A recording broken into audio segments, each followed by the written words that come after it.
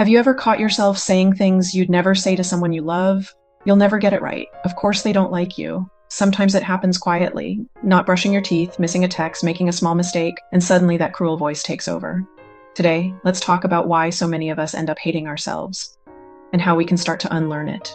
Do you find yourself questioning if your relationship is abusive? Take our "Is my relationship abusive?" quiz and take the first step toward understanding your situation. Imagine a child standing at the kitchen table holding up a drawing they're proud of. Instead of praise, they hear, "Why can't you ever stay inside the lines?" That sting becomes a pattern.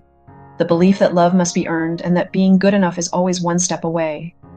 Years later, that same voice still whispers in the background. At work, in relationships, even in quiet moments alone. To understand self-hatred, we need to look at 3 layers. Where it starts, how shame gets internalized. Self-hatred doesn't appear out of nowhere. It's learned in environments where love was unpredictable or unsafe. When a child is met with criticism, withdrawal, or conditional affection, the mind makes a painful trade. If I can be perfect, maybe they'll love me. If I'm the problem, at least I can fix it. How it keeps us trapped, the cycle of guilt and perfectionism, that belief becomes survival. And that voice of criticism becomes internalized, a loop of shame, perfectionism, and guilt that keeps us chasing worth. Even as adults, we carry that same inner dialogue into every relationship, measuring our value through others' approval or silence. How to start breaking free. Small, daily acts of self-kindness that retrain the mind. Confidence, healing, and self-worth aren't traits we're born with, they're muscles we learn to build, especially if no one taught us how. In trauma, the brain wires itself for survival, not self-love.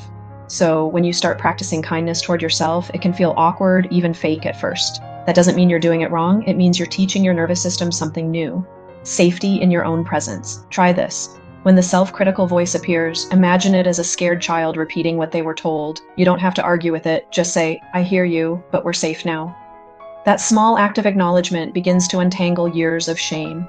And when you feel like everyone's judging you, remember this truth. Most people are too busy fighting their own battles. Everyone carries invisible wounds. You're not behind. You're healing in real time. Even when depression or isolation try to convince you you're beyond repair, you are not.